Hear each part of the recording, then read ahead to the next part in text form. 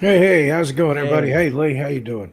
how you Got doing, the fella? got Good the to see you, mate. producer director here with us There he today. is, He's our little he's mini the producer. showrunner. He's gonna get hold He's of him almost up as there. tall as me. He's almost as tall as me now He got already. more hair than you too, I think. Yeah, he probably has, mate. Yeah. Hey, whoa, whoa, whoa! Ease up. There's limits, He's, mate. he's just a baby. That's not very nice, is it? Yeah, he is a little star, and he look at him, brilliant. Yeah, he's trying to figure out what's going on here. Once the show starts, he'll watch out there. Sorry, I'm my smoothie ready here. Yeah, mate. Let's hold you up You there a little gotta do bit your so you can say hi to everybody. your do.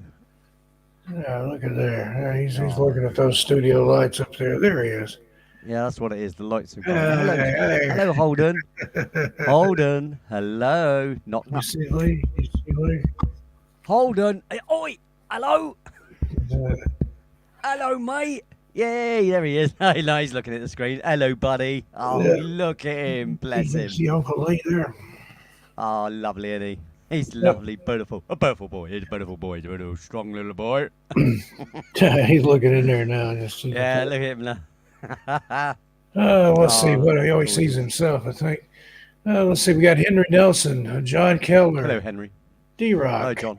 Hi, D-Rock. Ed Branston, Ted Branston. Hello, mate. and I think that's it for right now. It is, mate. We're really, as you know, we're very, very popular.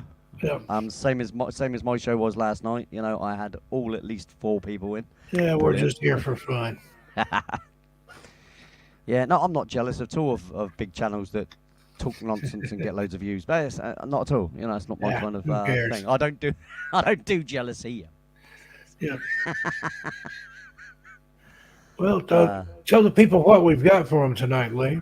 I'd say a very, very exciting time for us. We have a stranger in the Pentagon, and this stranger, I knew straight away as soon as Steve told me the title of the show. I said to him, "Now, would that be Valiant Thor?" Now, anybody that hasn't heard of Valiant Thor professed to be from Venus, right?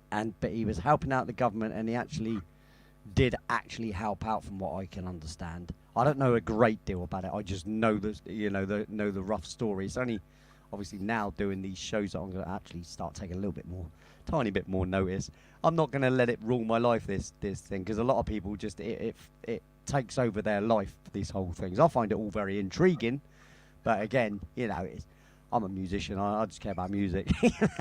I do care about these things. It's interesting, but I wouldn't lose my mind over it. But I find this particular story really, really intriguing. Because It's very fascinating. Even if he a came, small helped part of out, and it's then true. left. He came and he helped out, and then left. Just vanished, gone. As if by magic, gone. Yeah. So yeah, this is the story of Valiant Thor, and I'm ready to cue it up whenever you're ready Okay, let me to go see ahead it, and mate. read the disclaimer here. Yeah, Um, this video that we're about to present to you falls under fair use. Copyright disclaimer. Under yes, Section YouTube. 7 of the Copyright Act of 1976, allowance is made for fair use for the purposes such as criticism, comment, news reporting, teaching, scholarship, and research. Fair use is a use permitted by copyright statute that might otherwise be infringing. Nonprofit, educational, or personal use tips the balance in favor of fair use. From beyond, nor the staff, management, lead, myself, even little Holden here, we do not own this content. All credits given to its rightful owner. No copyright infringement is intended. And with that, Lee, let's. There you go. No, no, no, no, no, YouTube. Yeah. So just take heed of Mr. Stockton's statement right there. Here we go. No This is substitutes. The this is stranger, the guy talking about this is, I think, Dr. Frank Stranges, something like that. Minister, he had a church in Van Nuys, California, I believe. It's him talking about this. He wrote a book about it. cool. Wow, I'm ready. Are you all ready? I'm ready. Let's go. Give him thumbs up, Holden. Let's go. Told me his name was Valiant Thor. He grabbed my hand. His hand was skin soft as a lady's or a baby's skin, but it was a grip of a man. And we spent 30 minutes, mostly me asking questions and he giving answers.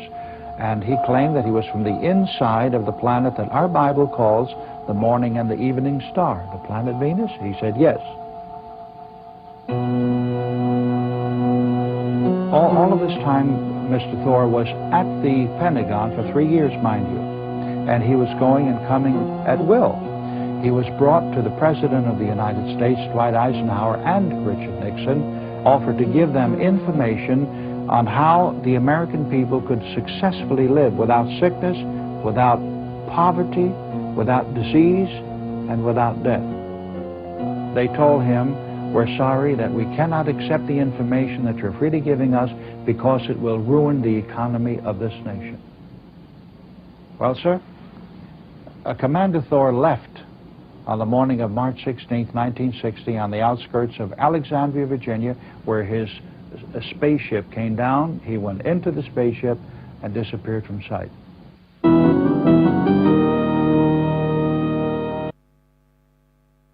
Introducing our next speaker, who really is someone with tremendous experience and insights to share with all of us.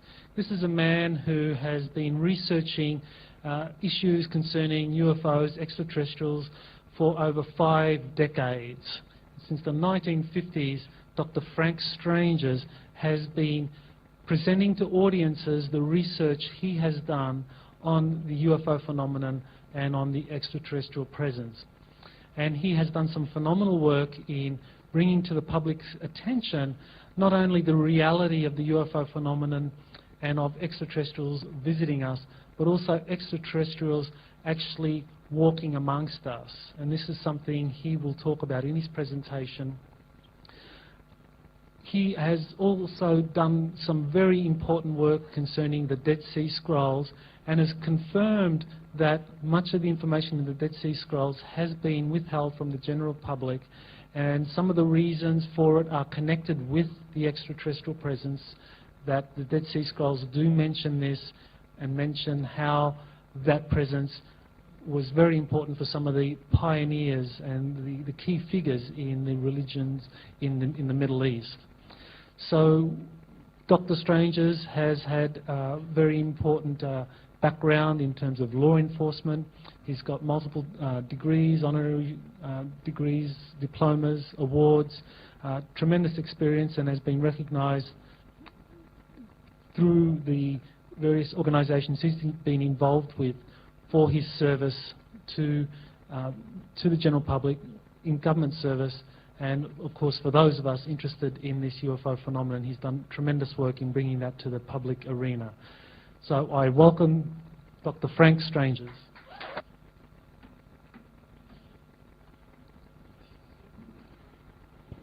With applause like that, I hate to open my mouth. I want to thank our dear hosts, Doctor and his beautiful princess. Let's give them a good hand for all the good work they've done. And I want to thank those technicians that are doing all the unseen work here. And I want to thank all the helpers. God bless you all. Now, this is my meeting, right? I can do whatever I want to. I can say whatever I desire. Let's all stand together for a moment. I want you to turn around, shake hands, and give a good hug to at least 3 people and tell them I love you today. Go ahead.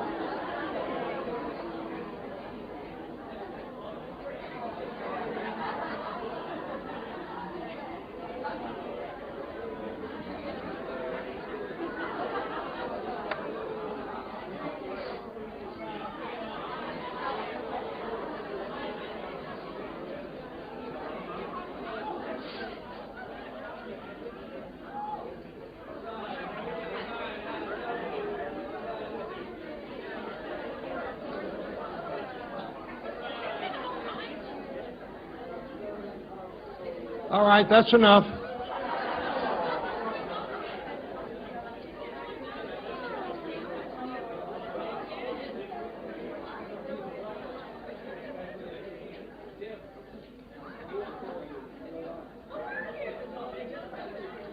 Oh, you in the back. Stop doing that, what you're doing, he says.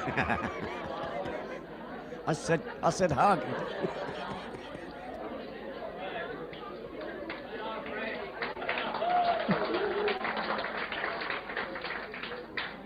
No one gave me a hug.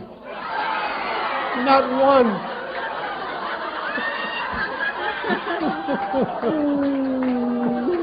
Oh, God bless you. Oh. Now I can go on. All right, that was the excuse, wasn't it? Get touchy-feely with the ladies. We know where you're coming from, mate. Fair play to you. Bless your heart. I like your style. To our dear friends from Japan, how many are here from Japan?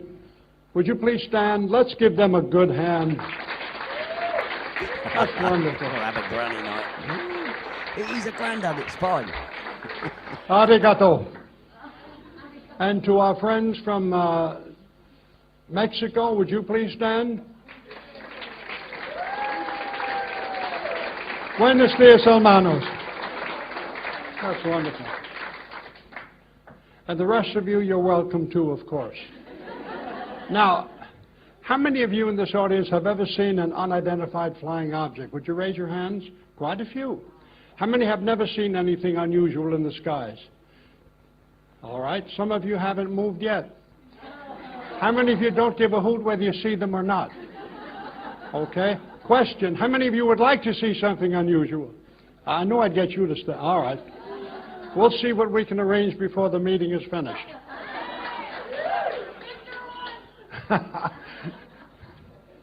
I thoroughly enjoyed the wisdom, the understanding, and the knowledge of all the speakers thus far, and I feel privileged to stand on the same platform as they have, including beautiful Angelica. She did a fantastic job last night, and I thoroughly enjoyed it.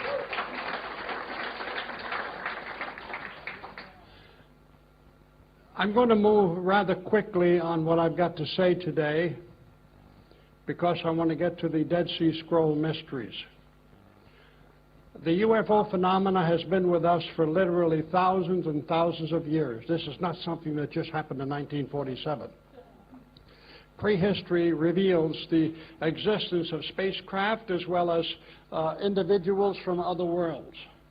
And I'm going to go into that quite thoroughly in just a few moments. Examining the origins of UFOs, first of all, the experts say, that's the government experts, there's no such thing as a UFO. I saw a bumper sticker when I left Los Angeles to come to Hawaii, and it said, UFOs are real, the Air Force doesn't exist.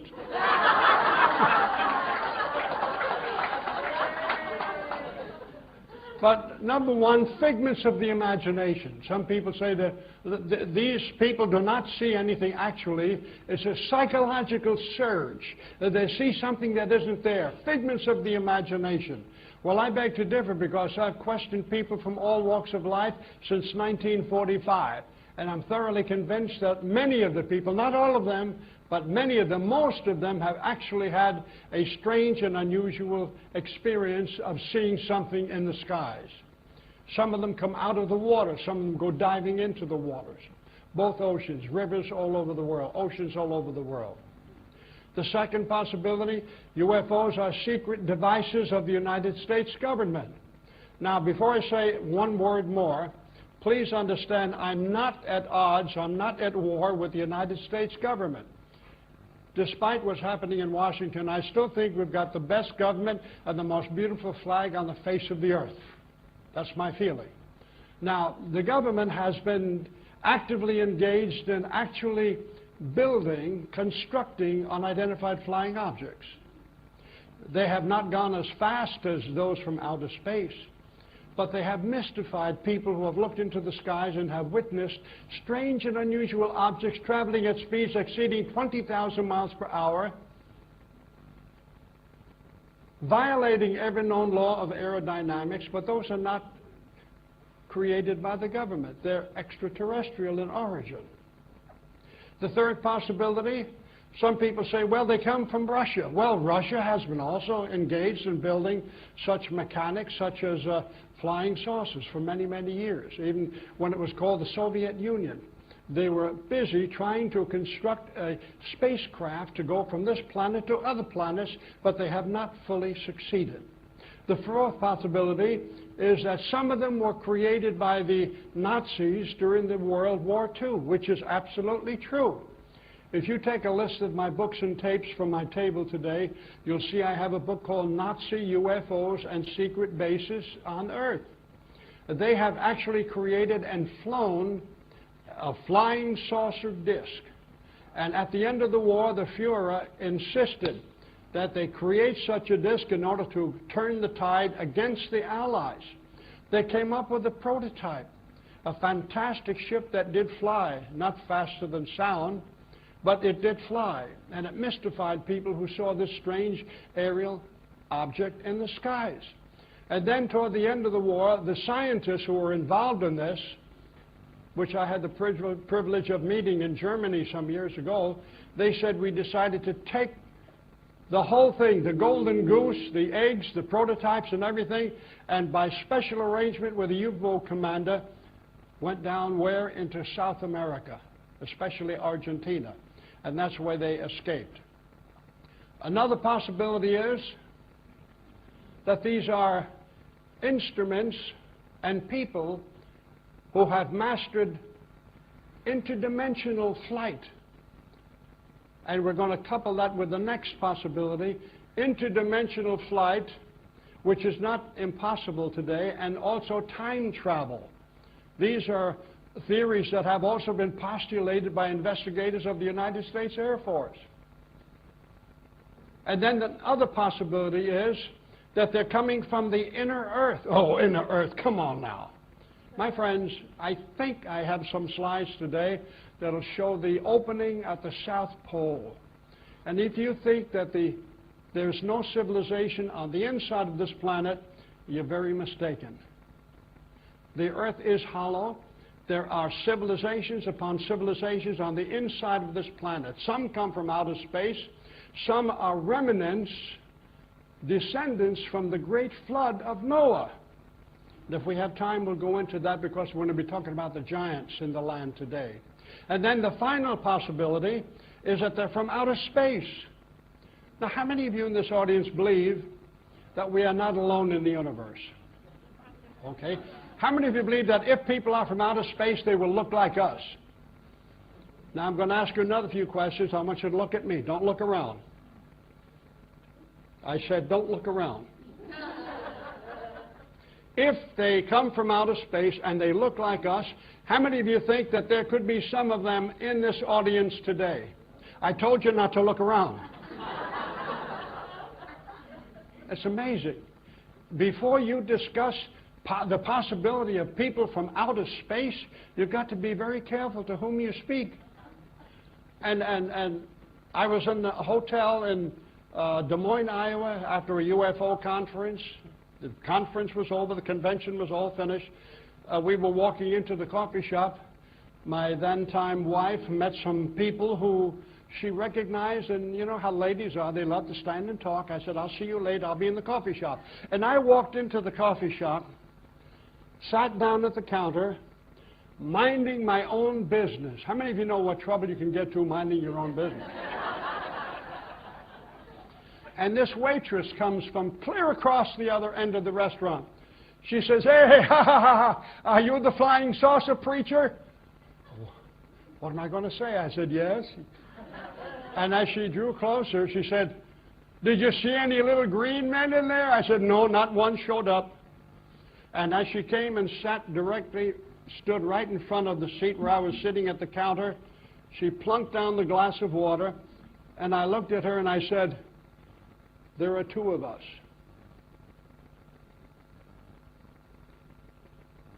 And her lower lip began to quiver. And she stooped over to examine the empty seat next to me. And I said, my wife will be in just a moment. She grabbed her chest. Do you know they had to send her home in a taxi cab? So be very careful to whom you speak concerning UFOs, because they may not quite understand. All right, if they're from outer space, where are they possibly from? The information that I've been given by Commander Valiant Thor from the interior of the planet Venus is that practically every planet in our system and other systems are populated with people from other worlds. Only the majority of them live on the interior of the planet. Now, my research up until 1959 was confined to the nuts and bolts of UFOs. And then I had an experience that changed my life forever. As a minister, as a pastor of a church at that time and full-time evangelist, I would go from church to church and I would show pictures of UFOs on the board. These were black and white pictures, very few in color. And I'd be able to explain to the audience thus and so and thus and so. Time, date, place, witnesses, names. Receive a telephone call at my home in Irvington, New Jersey, a call from a former Air Force photographer by the name of August C. Roberts. And Augie gets on the phone and he said, Dr. Frank, guess what? I said, what? He said, I met a man from another planet. I said, what have you been smoking? He said, do you want to hear this or not? I said, yes, please, please. Where did you see him? He said, not only did I see him, I took his picture. I said, fine. What makes you think he's from outer space? And where was this? He said, at the lawn UFO lecture at the home of Howard Menger in Highbridge, New Jersey. I said, that's interesting. What makes you think he's from outer space? Well, he said, Frank, when he looked at me, I got the distinct impression he could look straight through me. I said, my father does that to me now. He said, come on, now, you want to hear this? Oh, yeah, I'm sorry, go ahead. What else? He said, well, the man could speak every known language and dialect on the face of the earth. He said there were people at that convention from foreign countries, and he could speak to them, including to some people from Africa. He spoke in their dialect. I said, well, that's interesting. I said, what else? He said the guy had no fingerprints. Oh, that interested me. As a former special investigator, I know the science of fingerprinting. Everybody has fingerprints. He said his tips of his fingers were as bald as a boiled egg. I said, is that right? That interested me. I said, all right, I'll take the pictures. I'll put them on the board at the universities, colleges, and churches that I address on the subject, and I'll say this is what Augie Roberts said, which I did. I was invited to Washington, D.C. to a church pastored by Dr. John Mears, a congregation of about 2,000 people. I put the pictures of this man, I didn't know his name, on the board and told people, this is a picture of a man who claims to be from another planet. And the picture was taken by Augie Roberts, an Air Force photographer. And all I know about him is what I'm telling you today. He stands about 6 foot tall, weighs about 180 pounds, 185 pounds. And this is what he looked like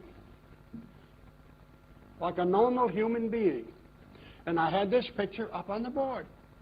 At the end of my presentation, I was signing autographs to my first book, which was called Saucerama, and people were coming along the platform, and I was just signing and signing, and a lady comes to the platform. And they teach you in seminary, you've got to be nice to the ladies, especially in church. And she says to me, Dr. Strange? I said, Strangers. She said, I've got to see you alone. Oh, boy. I said, ma'am, you know, can you wait just I got a couple of hundred more books to sign here. I've got to see you now. And she was irritated at me. And she straightened up and reached into her purse, and she produced out of her purse an ID card that said United States Government, something similar to this, United States Government, Pentagon Building, Department so-and-so, room number so-and-so. On the other side was her photograph with a number beneath her photograph. I was converted immediately. I asked the pastor to borrow his key to his office. This lady wanted to talk to me. He said, yeah, okay. And he gives me the key. As we started to leave the platform, we passed the photograph of this stranger from another planet, and she points to him. She said, how would you like to meet him personally? Well, what would you say? My Father in heaven. I said, of course. Where is he? She said, at the Pentagon. I said, oh, my Father. If the government was going to pull a fast one on Frank Strangers, that would be the place to do it, at the Pentagon. Well, walked into the pastor's office. She pointed her finger. I don't know why they always point their finger at my nose. She said, can you, as a former special investigator, still follow instructions? I said, yes, ma'am. She said, to the letter, yes, ma'am. She said, you meet me downstairs in front of your hotel at 8 o'clock sharp tomorrow morning, and I'll take you to where he is. I said, at the Pentagon? She said, mm-hmm. Her name was Nancy Warren. I didn't get much sleep last night. When I talked to my parents, I didn't tell them about that on the phone. 8 o'clock tomorrow, the following morning, I was down there on the cold sidewalk. I was down there at 7:30. And it was cold that December. It started to snow. And here, her car pulls up. She opens the door. She said, good morning, brother. I said, good morning. Got in the car. She started driving toward the Pentagon. Now, if you're familiar with the Pentagon traffic, the flow of traffic goes to the left and then to the right. She turns to the left abruptly, pulls up against the fence. There was a security guard there with a tablet. He looked at her. He went like that. He looked at me. He went like this. Naturally, I went right back to him. Got out of the car, fastened my coat. She reached into her purse and took out her ID, opened her little coat and suit jacket, and she pinned her ID on her blouse. As we got in line, people from the military, people in plain clothes, all in one line, and a guard who was getting taller and taller as closer as I got to him. And I said, Nancy, I don't have any ID on my shirt or anyplace else. She said, just do what I do. I said, what are you going to do? She said, get back in line, will you? Which I did. And she walked in front of the security guard, and she opened her jacket like this. And then walked right on by him.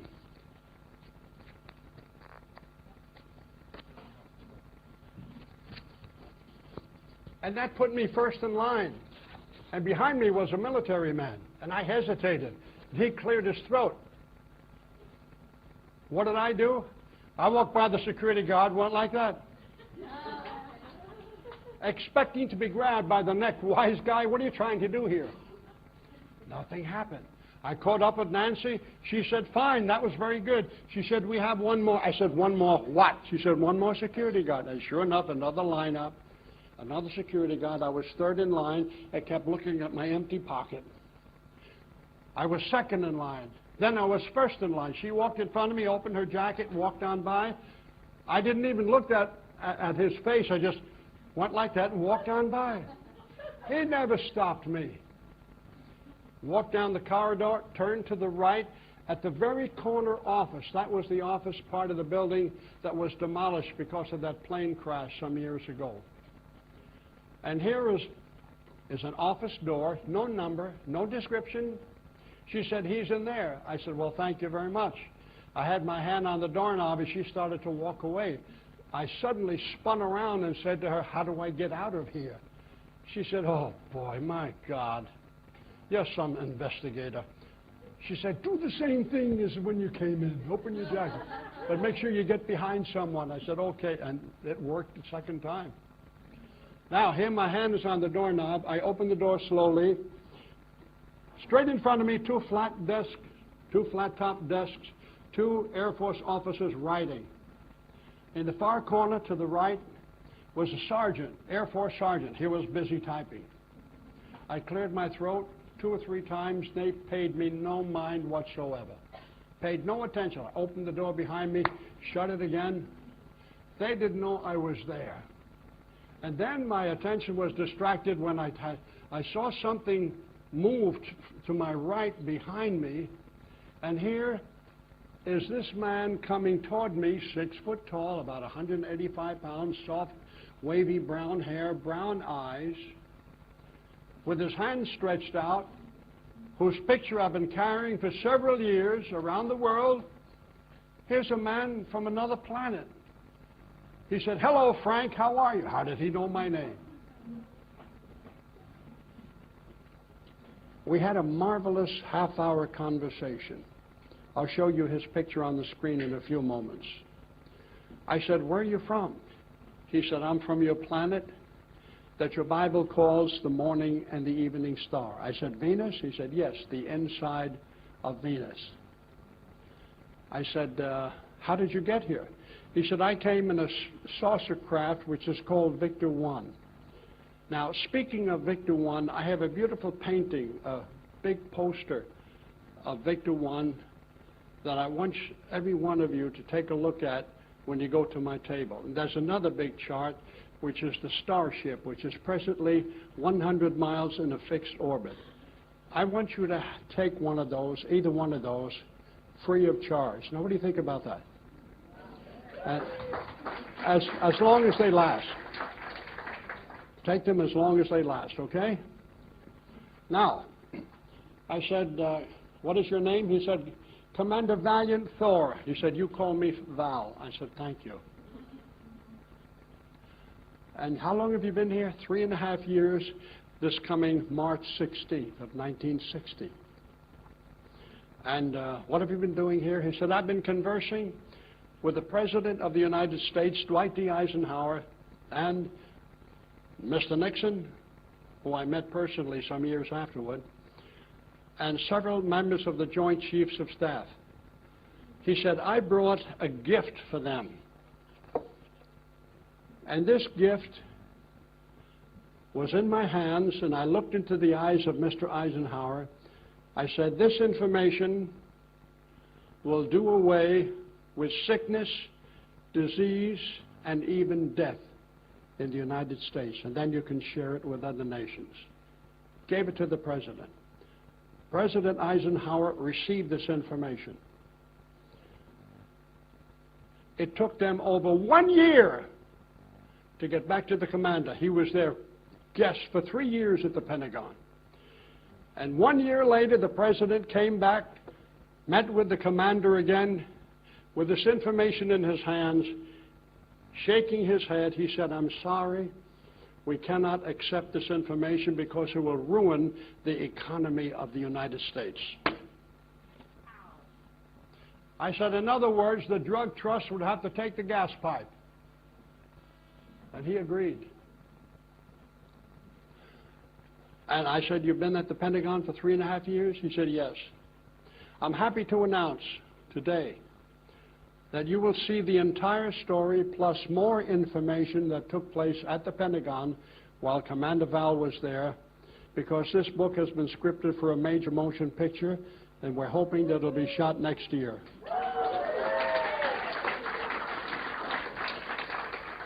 And guess who wants to play the lead? John Travolta. So you pray that we get the budget all right and that it'll go into a production by this time next year. The commander told me things that I never knew concerning my own private life. I had to check with my parents and grandparents, and in order to check the validity of his statements, and they were all true.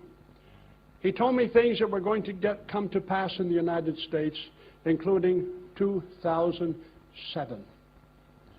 He wrote a book called Outwitting Tomorrow.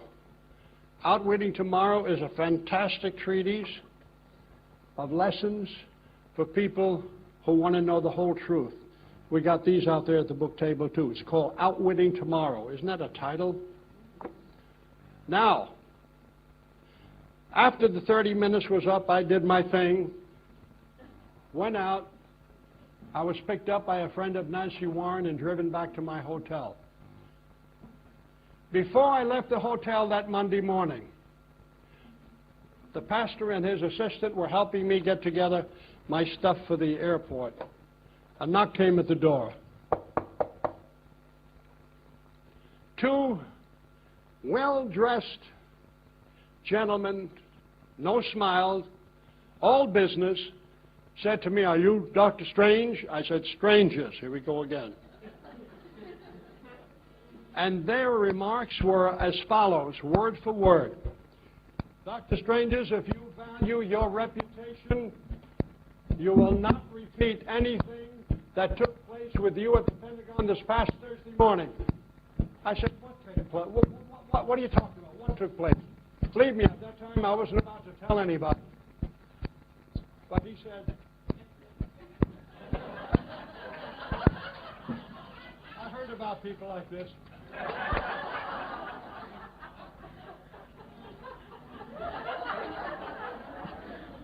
Boy, talk about picking your pocket. Where was I? The two guys identified themselves as Air Force intelligence. They didn't look too intelligent, I'm sorry to say. At first I thought they were from the CIA. You know what that organization is? That's the Confusion in Action Group. But then I thought they were FBI. That's the Fraternal Brotherhood of Italians. No, that wasn't them either. So anyhow, I said, okay. I didn't say a word about this experience to anyone, but I wrote a book on it. When I went back to Brooklyn, New York to be with my dad, my mom, my dad greets me at the front door, and he was from Italy, so was Mom. I lost both of them a few years ago, one at 94 and one at 93. My dad looks at me and says, oh, Frank, I'm going to pray for you. First you come here with the flying of sausages. I said, no, Dad, sausage. And now you come with a man from another world. Oh, Mamma mia, I'm going to pray for you. And he did. He prayed for me. One day, after the commander said he'd meet me in 1 year, 1 year to the day, March 16th, at 8 o'clock in the morning, a voice comes out of the back of my car in Beverly Hills. I was driving to have a meeting with an attorney. He said, hello, Frank, how are you? I nearly ran a red light. It was the commander. I said, why can't you just come in the front seat? Which he did later. And we had wonderful fellowship and communion from that day to this day. I was invited to visit Victor 1, that beautiful spacecraft of his, in a place called San Felipe down in Mexico.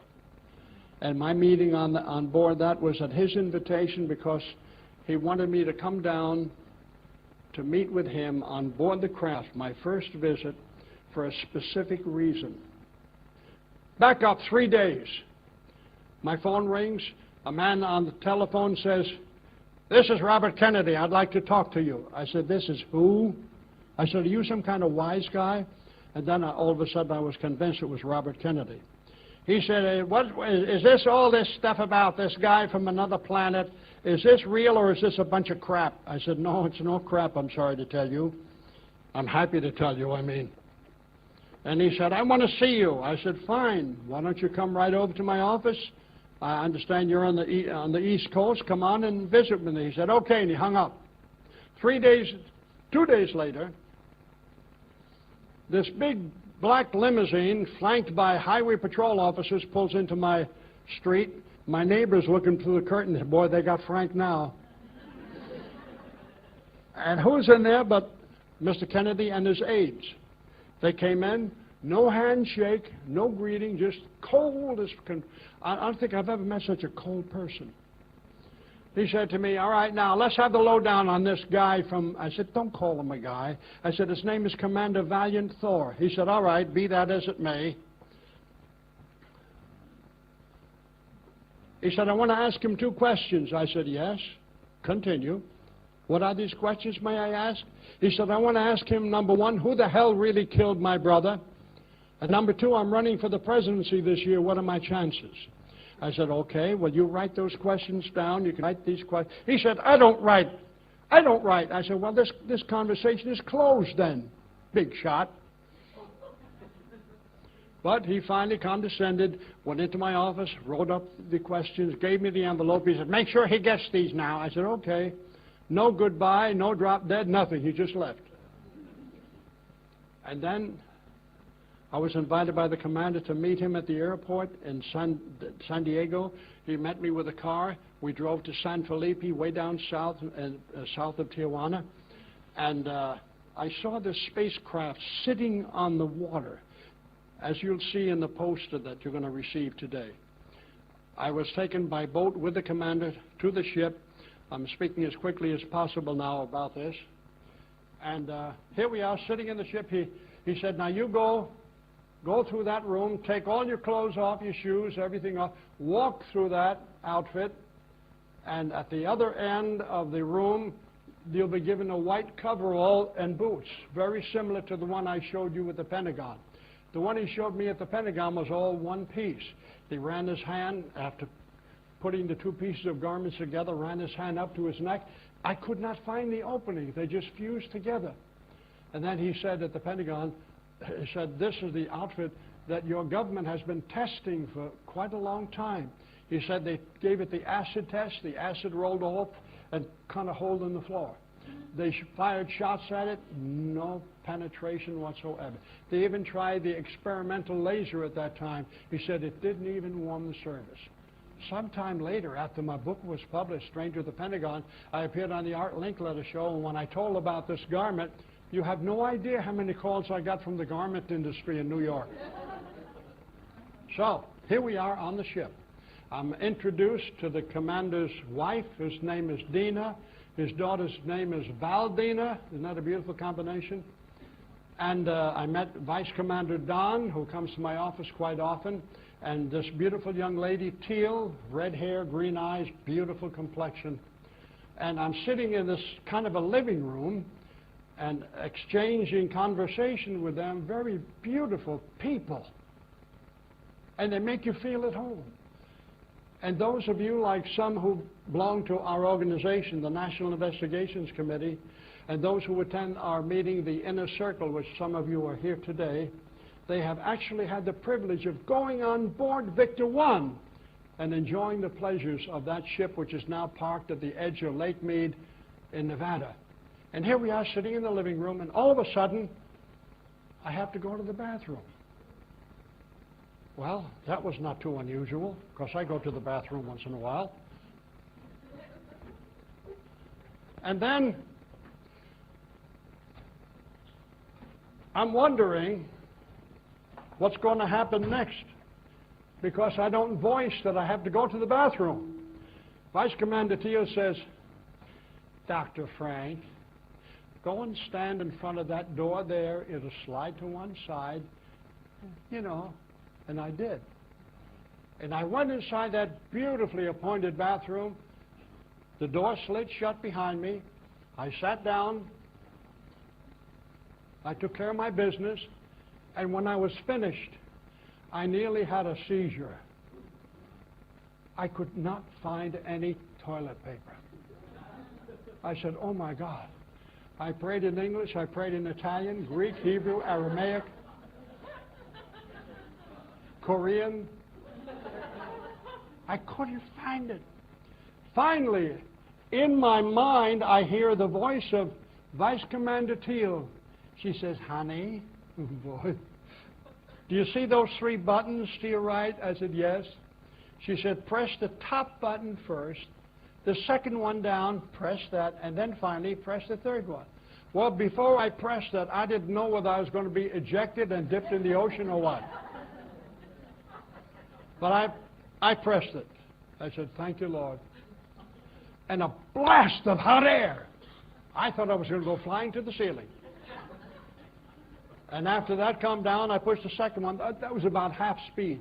And by the time I got to the third button, I felt powdered and changed like a little baby.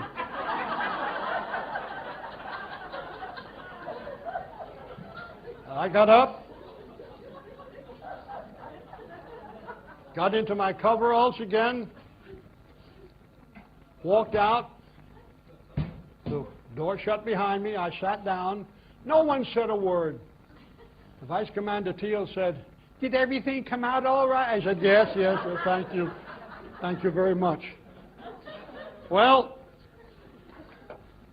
we've had fantastic information come from the commander, which is in our monthly newsletter called the Space Link. We also have applications on my table.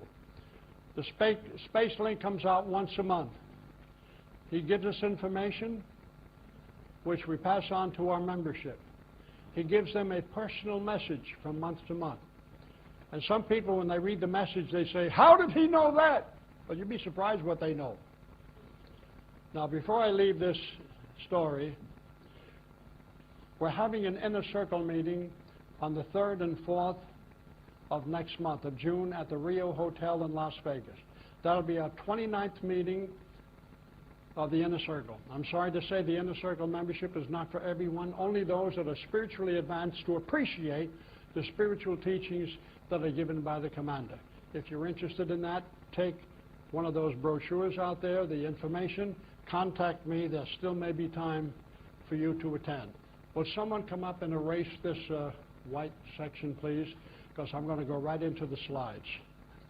So what happened with Robert Kennedy's question? With Robert Kennedy, the reason he invited me to the spacecraft was to see something awful. We were sitting in this living room. He said, please follow me. We went into a special room that had a wide screen that looked like a 3D presentation. The lights came on. The scene was the back portion of the Ambassador Hotel in Los Angeles.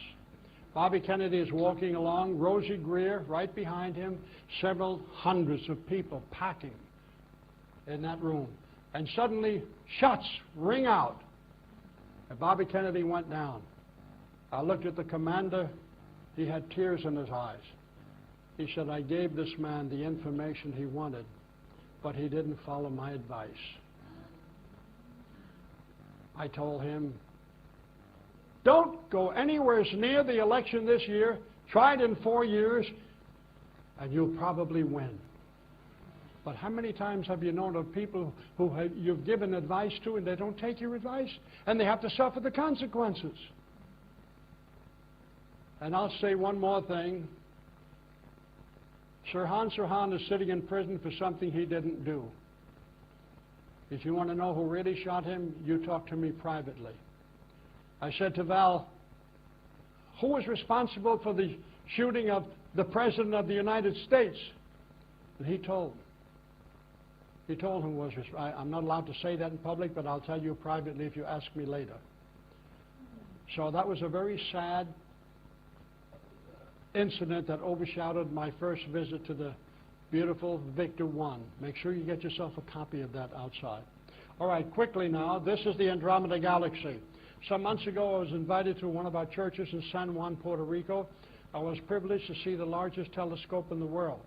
I met with some SETI people, and they said, we've been receiving strange signals from out of the Andromeda Galaxy for many years, but we, after deciphering them, were not allowed to give the information to the public. We were forbidden because we know who signs our checks. I said, that's fine. Thank you very much. Here's the planet what? Earth. Right down there is the Outrigger Hotel, someplace around there. So this is as it's seen from space. This is a picture taken in New Mexico by Paul Villa some years ago. As this craft came closer to the ground, you can see it opened, the shell on top opened, revealing a set of porthole windows. There it is, as it started leaving the area. Now this is on the right shoulder, this UFO up here, on the right shoulder of this picture here, which is hanging at the Sistine Chapel in Rome. Unusual. This is a craft that came down in Australia some years ago, and oddly enough, about 30 days after, all these sheep who ate the grass where the ship had landed died, reasons unknown. This is upside down. Nevertheless, it was taken in Riverside, California. There it is again, taken by Dr. Daniel Fry. This is a close-up of one of the famous pictures that was allegedly taken by who knows who? Who? Billy Myers. Right, Billy Myers. I have had experts look at some of these pictures in Japan, the negatives, and the information we got back is that these pictures are absolutely 100% true. Look at the size of that craft. Very seldom do you find UFOs that are photographed in formation or in pairs. There's another shot of the Billy Myers series. Again, two of them taken. Another one, a very strange, elongated type. Here's one at a distance, a close-up. Do you think people would panic if they saw this? Some people would, don't you agree? But none of you here today, I'm sure. All right, I'm going to rush through these. Now we're going to go into Qumran. This is the area not too far from Jerusalem. It's called the Qumran Mountain area, where the Dead Sea Scrolls were located. This, as the story goes, in 1947, a young lad was chasing after his uncle's goats. And one of the goats got away. And he was going to catch hell unless he brought all the goats home again. Nevertheless, he found large jars. This lad, after throwing stones in an open cave, and something didn't sound right, so he climbed up there. He discovered the jars, and he pulled out the jars, and these are some of the fragments that are now laid out in the basement in a secret compartment in the city of Jerusalem. And they have found these Dead Sea Scrolls. This is some of the community where they believe the scrolls were written in the Qumran Mountains. These are some fragments. I'm showing you this for a purpose. They made one horrible mistake. They violated every law of scriptural interpretation and revelation. Instead of translating all the words that they found in the Dead Sea Scrolls, you see the empty spaces? They filled them in with their own mind, with their own thinking, with what they thought they should say. That's a violation. These are some more of the caves. And this is one of the lessons that you're going to find in the book Outwitting Tomorrow, that the commander says you need to develop these 5 points of your star: spiritual, mental, social, physical, and financial. Before I go any further, question. I don't want to embarrass anybody here today, but how many of you, be honest with me, are having financial difficulties? Let's see your hand. I want you to stand. Don't be ashamed. Stand. Because I'm going to pray a special prayer. And you rich people, you just pray with me, okay? Lift your hand with me, please. Now, when space people pray, they don't close their eyes. They don't put their head between their knees and howl. They don't do that. They open their hands like such, and they look up, and they talk to Almighty God, person to person. And that's what I'm going to do today. My loving Father, repeat after me. My loving Father, I thank you because you are the Alpha and the Omega. I thank you that I'm in this convention today. I thank you that you promised that if I ask you, I will have good health and I will prosper. Therefore I pray in the name of Almighty God that you will open the windows of good health and financial blessings to me right now. Amen. That'll do it. Now turn to your neighbor and shake their hand and tell them, I believe what I just prayed. Go ahead. Way to get people to do what you ask, isn't it? Eh? Yeah. That's what preachers do. Now, I'll leave the money jar at the kid. Yeah, the money jar on the table along with books and newsletters. Donate. How much time do I have? God bless you, my brother. God bless you. There's a tenner. All right. Quickly now, I want to go down the facts, figures, names, dates, and places of the Dead Sea Scrolls with your permission. Is that all right with you? You might as well say yes, I'm going to do it anyhow. I love you all, you know that? Wish I could take you all home with me. Of course you do, mate. They've paid for you to be there. I mean, you're going to love them, aren't you? You're not going to say, oh, I don't like you. Yeah, he got to go to Hawaii. I spoke at a conference. I only got to go to San Francisco. Yeah, it's out of order, isn't it? It's just not fair, is it? And you didn't get showered in money and prayers. All right, the Dead Sea Scrolls. I actually were gave first books away discovered instead of in selling them. 1947, the same year that Kenneth Arnold saw that UFO group over Mount Rainier. I haven't heard Remember that much He about called them Valiant flying Thor, though. I'm saucers? actually He quite coined the phrase. disappointed so far, I must admit. Yeah, I've I'd only like to gone hear about- more of that story and not more of this character's story. The 'Cause commander- he's kind of got it's that about Huckster him. On It board vibe. seems to be Victor about One, him, doesn't it? Took me into a room which is called the library.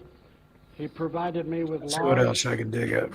silver dollar-shaped coins that had grooves in them.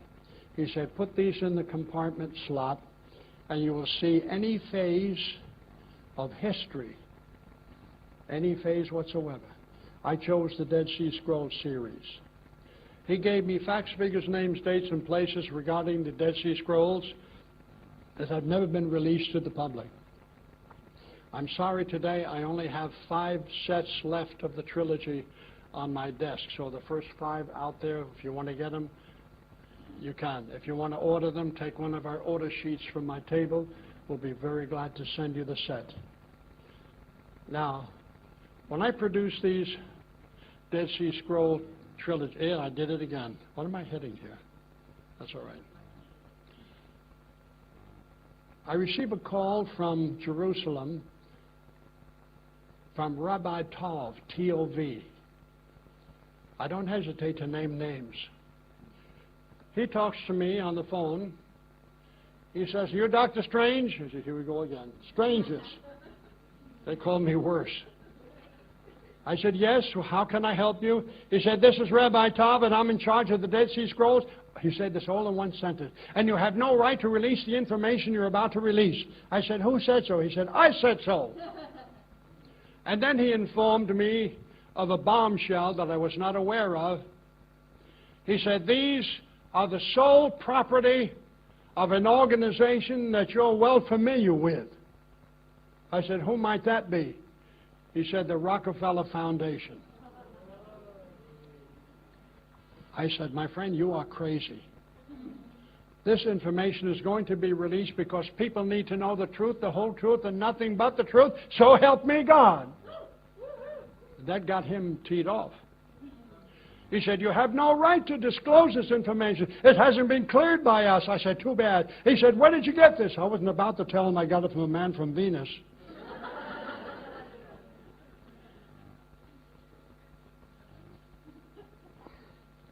He said, "You should be put to death. And the person who gave these to you should be put to death." I hung up on him. Called me back. He said, "Now listen, let's be honest with each other." I said, "Yes, it's about time you did. You and your people who are in charge of all this." He said, "Don't you realize if you release this information, it'll shake the foundation of organized religion?" To which I said, "Thank you, Lord." And he hung up on me. The Dead Sea Scrolls contains information concerning the works and teachings and words and blessings and warnings and prophecies of our Lord and Master Jesus Christ. It contains information that's not found in the 66 books of the Sacred Cow version of the Bible, which I call the King James. Let me tell you something quickly about the King James Bible, the Bible which I call the King James. Let me tell you something quickly about the King James Bible. King James had a birthday coming up, and he had his translators working feverishly almost around the clock to finish that volume called the King James Bible by his birthday. Otherwise, their heads would come off. And the people who are advising these translators had the scissors, and they were cutting up some of the scrolls, saying that this information would not be good, would not be feasible, because the people's mind are not capable of attaining the truth that's found therein, which, again, I say bull. I believe the people should have all the information available. It contains information about certain things that are going to be taking place in the last days of time of mankind on this planet. The Dead Sea Scrolls, which are in 3 parts, number 1, 2, and 3, encapsulate information of how you as an individual can help yourself. Now, many people are walking around the world today with their hand out. They're looking for a handout all the time. And then even when they receive, they want more. without giving anything in return. I'm going to give you a revelation that's mentioned in the Dead Sea Scrolls that may encourage many of you. You today are children of God. How many of you believe that? Say aye. I further believe it's no accident that you came to this convention today. I don't believe in accidents. I believe everything is by divine order. Everything is in divine order. I mean everything. I believe you're going to see the day, as those of you who stood on your feet a while ago, you're going to receive that healing that you need, according to the Dead Sea Scrolls. You're going to receive financial blessings far beyond that which you have ever anticipated. And if you read Outwitting Tomorrow, you're going to find some things in that book that are also mentioned in the Dead Sea Scrolls as far as prosperity and good health and longevity are concerned. I believe you're going to witness a time which is prophesied in the book of Joel, which is enlarged upon in the Dead Sea Scrolls, that in the latter times, the Hebrew translation, in the last days, Aramaic translation, in the times of the end, you're going to see a tremendous worldwide spiritual awakening. Not an awakening of religion, I'm sorry. We got enough religion in the world today. But it's going to be an awakening of spiritual values. And those of you who are in this audience today, I'm happy to say, are going to be among those who will be called masters and teachers. You know, something is coming to me right now. Do you mind if I stop for a moment? There are some people in this audience that have stomach trouble. I want you to stand to your feet. Come forward. If you don't mind, come forward. There's just you and me here today, that's all. If you're suffering, I just feel impressed to help you get rid of that stomach condition. And I've got to do what the Spirit tells me to do. Is that all right? He's definitely an evangelist, isn't he? There's I at least three have more the people healing with- power. There's one. Two, I'll there you go, touch there you your are. head and you'll be Come ahead. cured. My. What have you people been eating?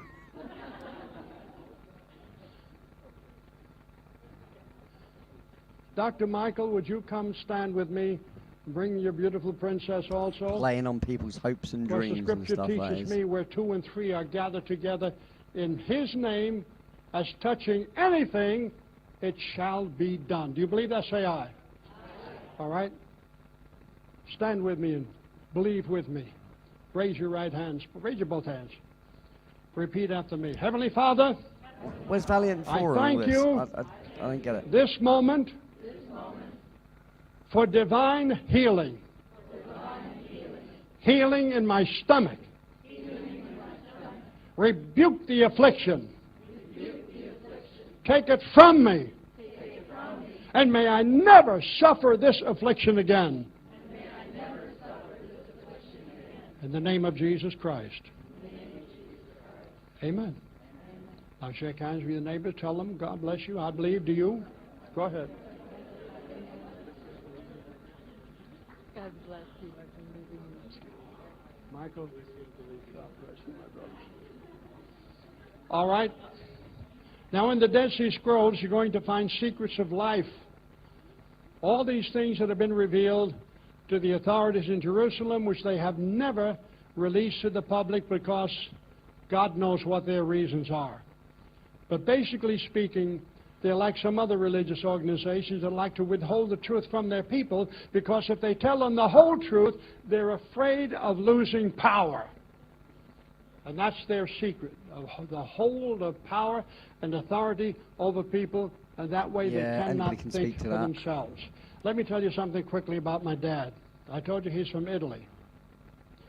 He went to the store one day in Brooklyn, New York, to buy meat. He went in the meat market. Did he To meet buy Valiant? bread, he went to the bakery. To buy groceries, he went to the fruit store.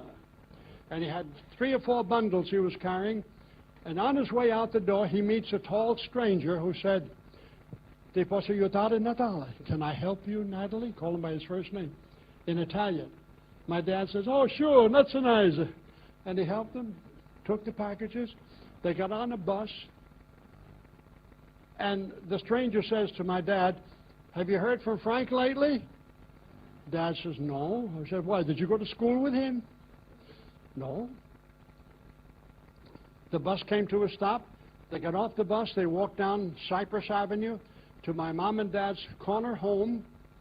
As they approached the house, their mom was standing beaming at the door.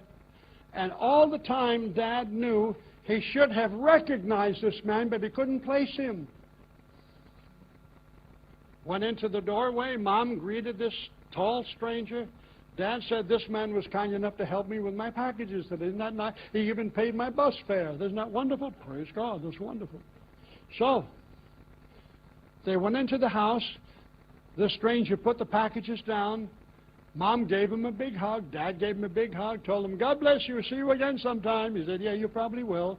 And he turned around, walked down the stairs, down the street, and they watched him as he vanished, disappeared from sight. At that moment, my mom, God bless her, she said, that was the commander. Why didn't you know it? And Dad says, me? Why don't you know it? And then after that, Dad had a new respect for his son Frank in his experience with a man from another world. My friends, don't be surprised if by the time you arrive home or in transit, you meet someone from another world. You say, how will I know? Believe me when I say you will know. You will know.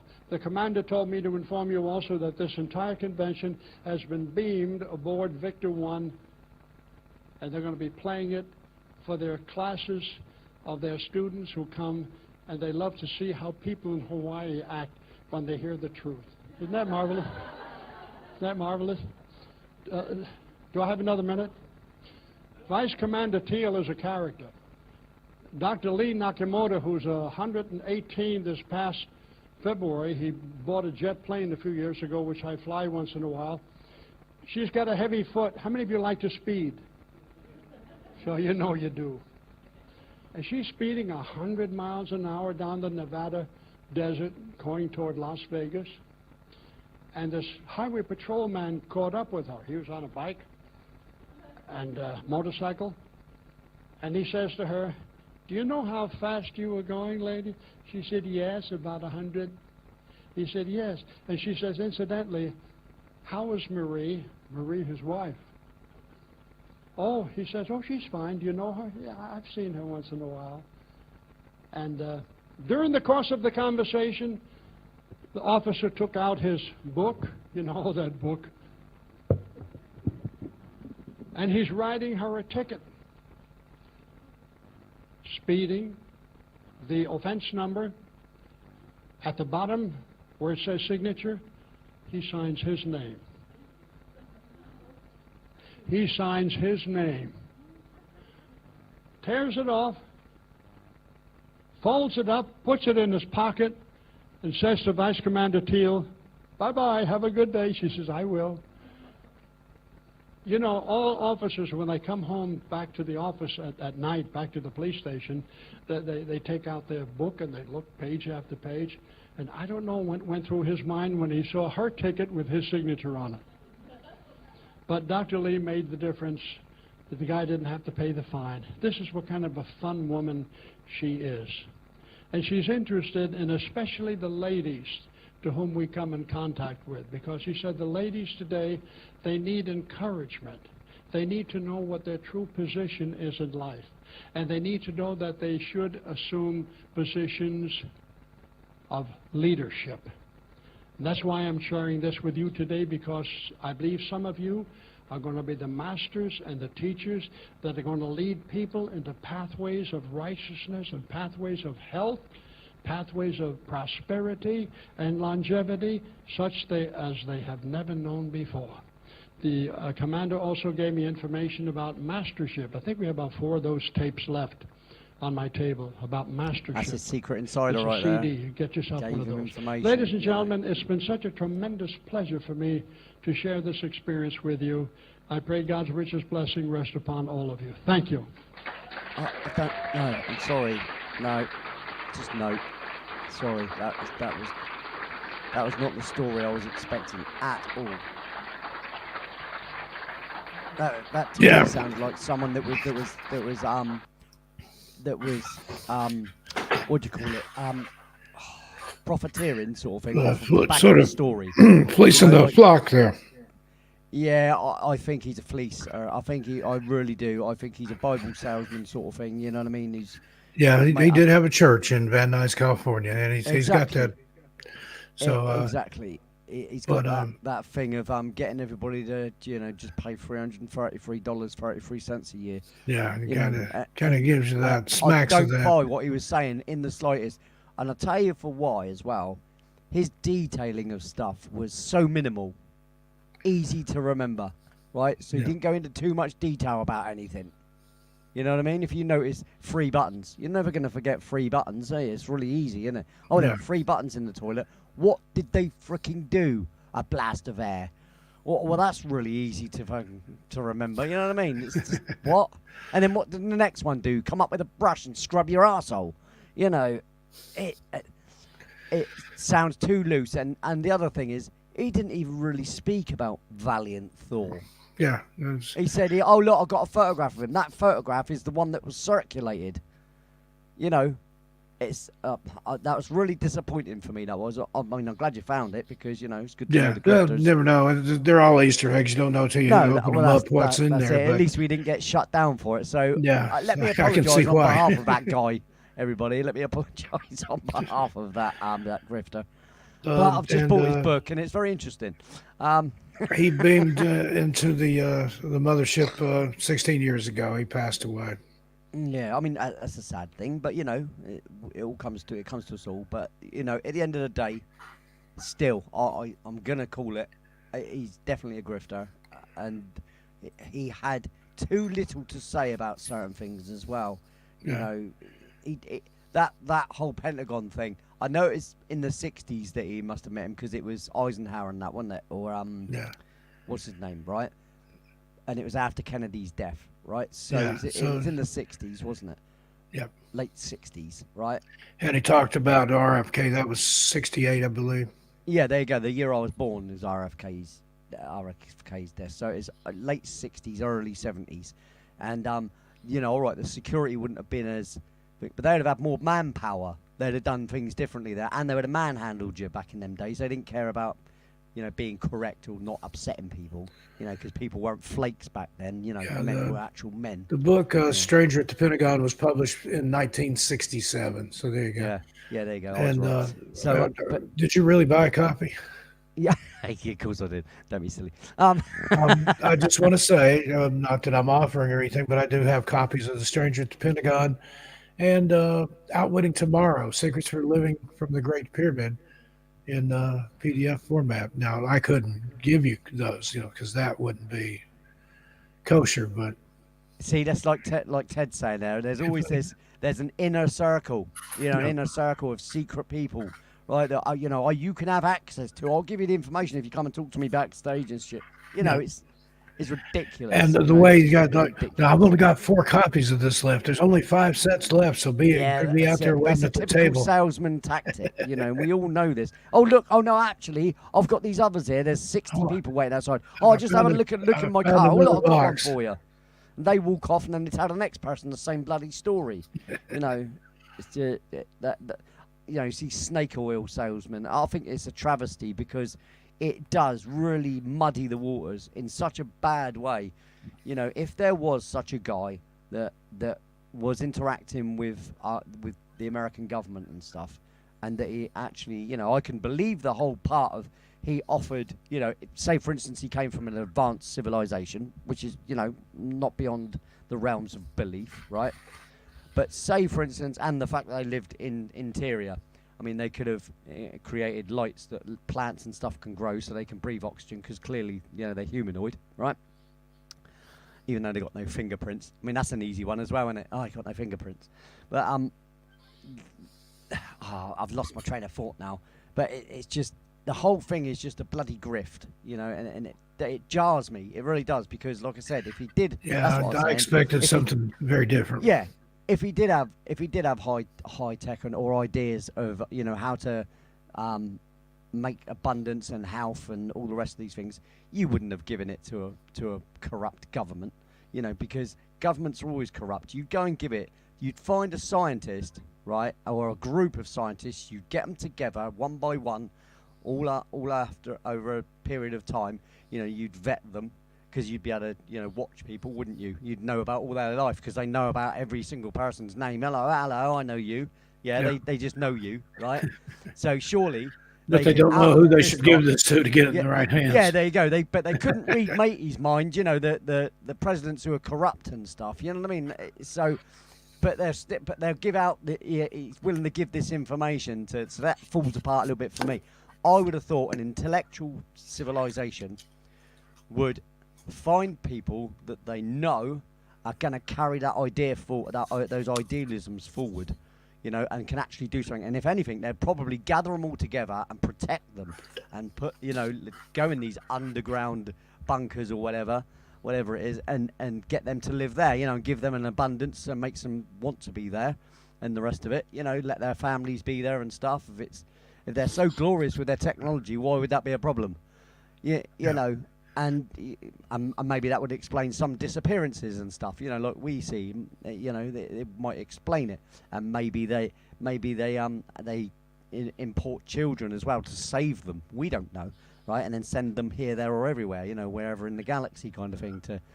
That's a nice dream, that is, you know, that they're not being kidnapped for nefarious reasons, but they're being saved. You know, that I'd like to think that, but you know. There you go. Henry Nelson's got the right idea. They send those grifters out to obscure the real UFOs. Absolutely, that's what they do. It's to muddy the waters, and it really probably a plan, a CIA plan or something. There you go. Yeah, he probably got paid an extraordinary amount of money, you know, and he's like absolutely fine. He's an evangelist. What is the main thing Christian evangelists do? Go around preaching and lying and end up driving a limousine. You know, they do. They all do, don't they? They all end up with big jewellery on, and then look at that guy. He's real evil. He looks like the devil. And this woman asked him a question outside. I can't remember what his name was, but he literally looks like he's the devil. His eyebrows went up and his eyes got all angry. You listen to me, girlie. You know, he's like, whoa, jeez. And he's, you know, with Jesus' love, you will not ask me those questions. You know, and I'm, whoa, dude. You know, and we all know that there's been so many of those evangelists been arrested for, you know, basically, and the whole get yourself together and I'll heal your stomach. I mean, that is 101 out of the bloody rule book, innit? Bring the disabled person up who's not really disabled because they're a friend. You know what I mean? Or, you know, a plant. They bring them up and touch their head and push them off the wheelchair, and they get up and walk around. Oh, hey! You know, to me, the whole thing was an absolute, total and utter scam, you know. And, you know, people that go around, because they play on people's hopes and dreams and wants. You know what I mean? And it's very easy. If you only have to meet someone who's got aspirations to be something, and you say, well, I've got some information for you that will really help you in that area. Well, I don't make much money. Well, I've got just the thing for you. Read my book. That'll help you. You know, you want health and wellness? Read my book. There's something in there for everybody. And if they follow Christ's example, show me one place in the Bible where Jesus approached somebody that needed healing and said, well, I can heal you, but you need to cross my palm with some silver. There you go. Give me some coin, pal. Give me some coin, pal, and I'll heal your blindness. How about that? He didn't sell a thing. Never was that ever mentioned, was it? Because you'd have thought that would have been mentioned, wouldn't it? You know? But yeah, it's a shame because I was looking forward to that. But I wanted the actual story about Valiant Thor. Valiant Thor, and not the Reverend Strange's there. So, your name's Stranger, and he just kept using that as a it's a distraction tool as well. Yeah. You know, he was using that as a distraction tool. I keep mentioning other things not related at all to what's going on because he's trying to build his character to the audience. And, you know, And all the people And that the got whole up thing and about went the to the floor. toilet. What was the point in that story? Then nothing. Exactly. There was absolutely no point. It didn't even explain. He said, well, we go on, it was like a living room. Right? What was the furniture like? What was the flooring like? What was the ceiling like? What was the lighting like? You know, did you get to see where the pilot sits and stuff like that? You say you went out and it was sat on the ocean. How did you get to that? How did you get there? What You boat left did you out a use? lot of important details, I think. But that's what grifters do. They tell you what they can remember rather than detail. Someone that has an actual tangible experience, they're detail orientated because they can't help it because it's stuck in their head. You can always tell a liar, can't you? Because the story always slightly changes. I know memory's fallible, but when something's so intrinsic, as you imagine going on a spaceship, you don't think you'd remember every single bloody detail? Because I think I would. Because I think that'd be world changing. Yep. You know, and not only that, you'd remember how the door opened as you went in. You'd remember which way in this place you went. You know, even if it's a spacecraft, you'd know how you went in there. And this whole, I walked up to a panel and the door opened. Well, yeah, all right, but those things have always existed. It's nothing special. You know, you've been watching too much Star Trek, mate. Do you know what I mean? And because I mean, obviously, he can't get any more information about the 3 buttons because, like the 3 seashells, you know, he can't get any more information about the 3 buttons because making these things up. If you're not detail oriented, what do the buttons look like? Because if they're that advanced, why would they even have buttons? Why would they not have a sensor? You just wave your hand. They would have had surely something like that. Yeah. You just put your hand on it. Oh, it knows what you want to do by just reading your mind or something. Or you walk in there and it literally knows what you're going to do. And a toilet comes out of the wall or whatever. You know what I mean? You sit down. You don't do anything because it'd be intuitive, wouldn't it? With high technology, you would have thought it'd be completely intuitive. So you'd sit down. It'd know you've put weight on the seat. Yeah? And even if you pee into it, it would know by the vibrations of the liquid going into the bowl. All these things, it'd be intuitive if it was that advanced. You know, it's just beyond me how people can just blatantly, because it's just so underwhelming. The whole story, and he didn't. But it was more about the teller than about the story. Like there you go. People go, wow, he took a dump in a spaceship. You know? Yeah, exactly. Not like wow, Valiant Thor's place that he comes from is amazing when how he describes that. There's no detail. There's not one bit of detail about, you know, surely if you'd have met someone, I'm telling you now, 100%, if you'd meet someone who said, I'm from Venus or whatever, and we live inside it, roll, explain more. I want to know what it looks like, what the kind of buildings look like. I want to know the lighting. I want to know the plant life. I want to know the insect or creature life. What animals do you have? You know, how many animals can you name? I mean, they can speak every single bloody language in the world, right? So why can't they name every single bloody animal that's on their planet or whatever? You know, so that's what I'm saying, that sort of thing.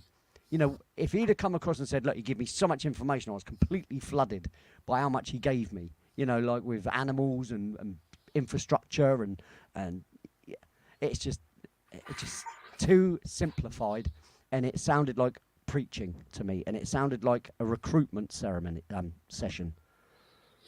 And sell my book. You know, it's an advertisement for his book. Anyway, that's my rant over, mate. See, this is why you have me. This is why I'm here. Well articulated outburst there, Lee, and I agree with you. It's a shame, though, isn't it? Like I said, because it does muddy the waters of what could be potentially a real thing.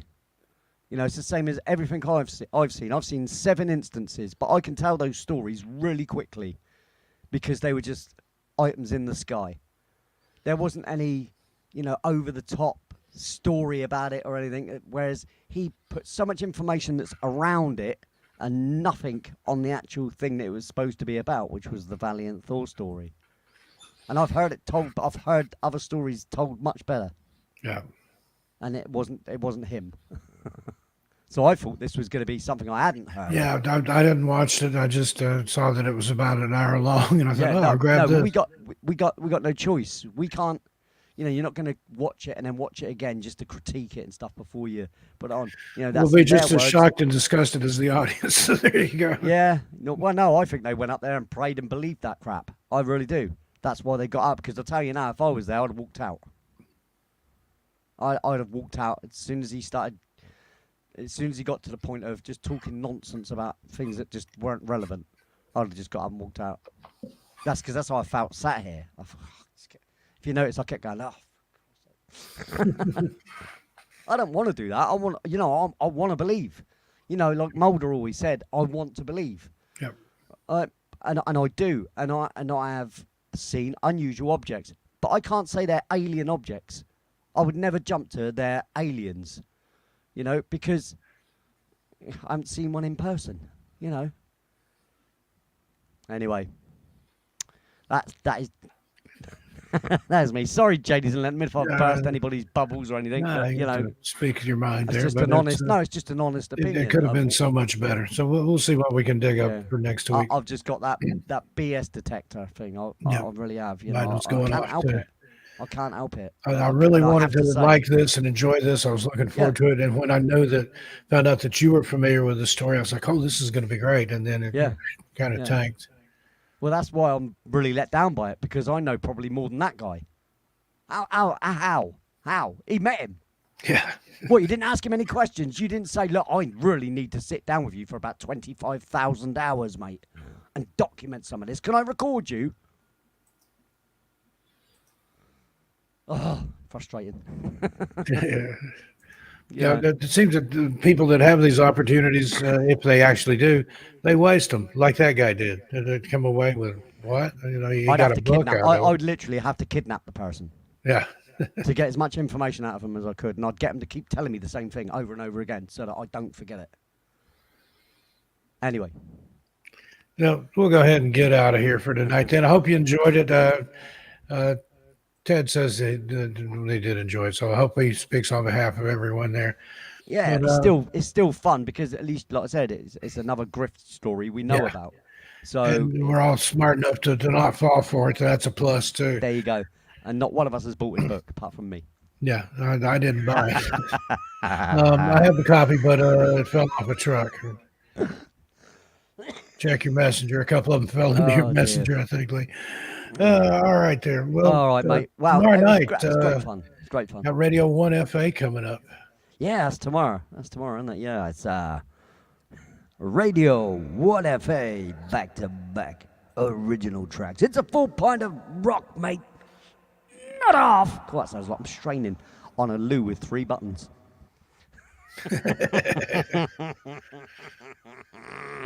Yeah, I wanted to hear more about the electronic butt wiper. I was thinking something off the Jetsons, a robot came up and scrubbed you. And, or a thing grabs hold of you by the waist, lifts you upside down, like, and a brush comes in and goes, shh, shh, shh. There you go. Thanks for the link there, Ted. All right, well, we're going to go ahead and cut out of here. Everybody have a good week ahead. We'll see you back here next week. Same bat time, same bat channel. And we'll see some places in between over at Lee's 3 nights a week. And then I've got stuff coming up on Missing Person Mysteries and Tales Untold. Indeed. Take care, everybody. So thanks very much, everybody. It's been great. Lee, play us out of here with Forward Momentum. Good night, everybody. Good night, everyone.